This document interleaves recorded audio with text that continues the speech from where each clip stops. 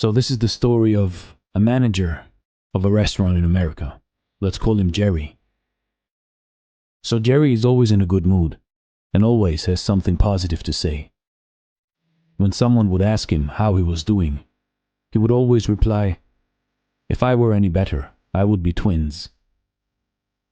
And many of the waiters at his restaurant quit their jobs when he changed jobs.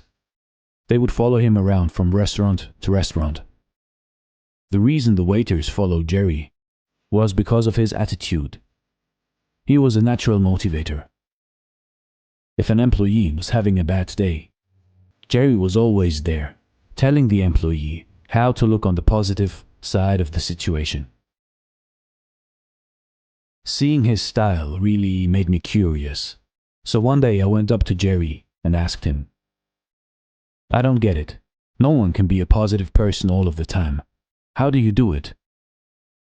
And Jerry replied, "Each morning I wake up and I say to myself, I have two choices today. I can choose to be in a good mood, or I can choose to be in a bad mood. I always choose to be in a good mood. Each time something bad happens, I can choose to be a victim, or I can choose to learn from it. I always choose to learn from it. Every time someone comes to me complaining, I can choose to accept their complaining, or I can point out the positive side of life. I always choose the positive side of life."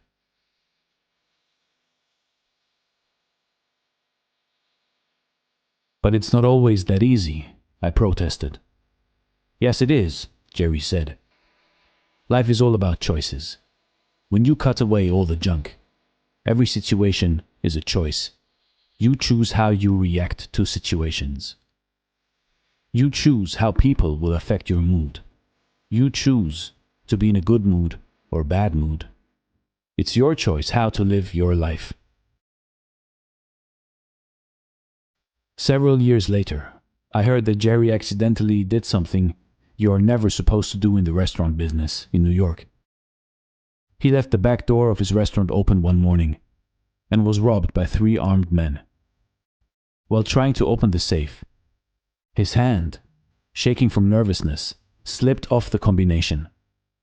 The robbers panicked and shot him. Luckily, Jerry was found quickly and was rushed to the hospital. After 18 hours of surgery and weeks of intensive care, Jerry was released from the hospital with fragments of the bullets still in his body. I saw Jerry about 6 months after the accident. When I asked him how he was, he replied, "If I were any better, I would be twins. Want to see my scars?" I declined to see his wounds, but did ask him what had gone through his mind as the robbery took place. "The first thing that went through my mind was that I should have locked the back door," Jerry replied. "Then, after they shot me, as I lay on the floor, I remembered that I had 2 choices. I could choose to live or choose to die. I chose to live." "Weren't you scared?" I asked. Jerry continued, "The paramedics were great. They kept telling me I was going to be fine. But when they wheeled me into the emergency room, and I saw the expressions on the faces of the doctors and nurses, I got really scared. In their eyes I could read, 'He is a dead man.' I knew I needed to take action." "So what did you do?" I asked. "Well, there was a big nurse shouting questions at me," said Jerry. "She asked if I was allergic to anything. 'Yes,' I replied.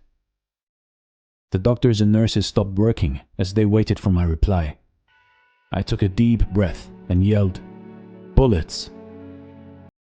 Over their laughter, I told them I am choosing to live. Please operate on me, as if I am alive, not dead." Jerry lived thanks to the skill of his doctors, but also because of his amazing attitude. You see, in life, in your life, I learned from him that day that every day you have the choice to either enjoy your life or to hate it. The only thing that is truly yours that no one can control or take from you is your attitude. So if you can take care of that, everything else in life becomes much easier. This was a motivational story read by Dare to Do Motivation. I do not know the original author, so I can't give credit to it, but I take it as a real story. So as always, thank you for watching, and stay blessed.